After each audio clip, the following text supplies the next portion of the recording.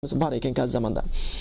Сол үшін бұл тақырыпта да шынымен де ықтият болыңыздар. Әр нәрсенің ақ қарасын ажырата білуге, орта тұсын ұстай білуге, пайдалысын біле білуге. Енді бүгінгі осы жаңағы бұны айтып отқан себебіміз дастархан жаңа өлген жерде осы дастархан жаю мәселелері. Дәл қазіргідей бізде істелініп жатқан түрде дастархан жайылу шариғатта жоқ. Кәдімгі өлген жерде дастархан жайып, өлген жерде шығын жасалынып, одан кейінгі 70-40 жылы деген нәрсе жоқ. Бірақ бір нәрсені естен шығармаңыздар. Бұл шариғаттағы соңғы мәселелердің қатарына кіргізіледі. Бірінші мәселелердің алдында емес. Егер ол 70-40-сын өтіп жатқан адамдар, өлген жерде дастархан жайып жатқан адамдар Құдайын әлі танымаған болса, таухидты білмейтін болса, пайғамбарын білмейтін болса, Құранды түсінбейтін болса, намазға келмеген болатын болса, оларға сен ол әңгімеден бастауың сенің уағыз болып есептелінбейді. Уағыз, бірақ даналығы жоқ уағыз болып қалады да. Сол үшін көп жерлерде бір көреміз, бір жер 70 болған кезде, осы 70-не біз өлікке қатыса дейік. Өлген күні қонағасы, одан кейін 70-40 жылы. Осы кезде не істейміз? Ал бұл нәрсе шариғатта жоқ екен. Баруға бола ма, баруға болмай ма деген сұрақ. Бірінші, егер ол сізге қатысы жоқ адам болатын болса, сіздің ол жерге барғаныңыз, бармағаныңыз елдің көзіне түсіп сізді іздемейтін болатын болса, онда өзіңіз іздеп бармай-ақ қойыңыз. Бұл бір. Екінші, егер сіздің қатысыңыз бар адам болатын болса, оларға туыстық қарым-қатынас бар адам болатын болса, сіздің барғаныңыз дұрыс болады.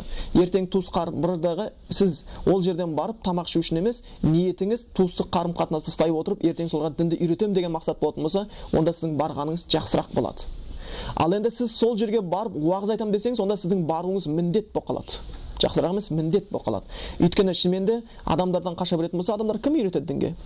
Және ондай өлік болған жерлерде адамның айтқанда жан күйі, психологиясы оған дін жеткізуге дайын тұрады. Сол кезде бір ашық болып тұрады. Сол кезде айтып қалуға көптеген мүмкіндіктер туғызылады. Сондықтан мына бір шынымен де өткен кісіге қатысты болып отыр екен. Қазақ айтады екен, өлген жерге барсаң өлді деп жылама, өлемін деп жыла дейді екен. Сол үшін біз осы нәрселерді білейік деп айтқанымыз жақсы. Ал енді біз айта алмайтын болсақ, біліп тұр, көкірегіміз ақиқатқа сайрап тұр, бірақ тілімізбен жеткізе алмайтын болсақ, онда айта алатын бір адамды ілестіріп баруымыз керек. Яки болмаса мешіттен имам шақырылса, имамға сұраныс жасауымыз керек.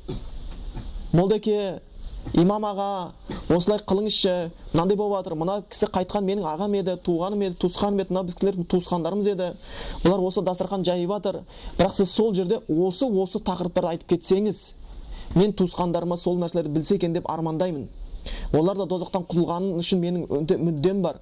Жәннатқа кіруін мен үшін арман етем. Сондықтан сіз осы тақырыптарды айтсаңыз деп алдын ала айтсаңыз, онда имам сол тақырыпта дайындалып келеді, сіздің ол жаңағы дастарханыңыз басында уағыз жасауына мүмкіндік туғызады. Егер сіз 70-сінде 40-ында болмаса қонақ астында уағыз жасауға мүмкіндік табатын болсаңыз, онда барғаныңыз жақсы, қашқаныңыз емес, барғаныңыз жақсы. Сөйтіп барып, оларға сол нәрсені жеткізу керек болады.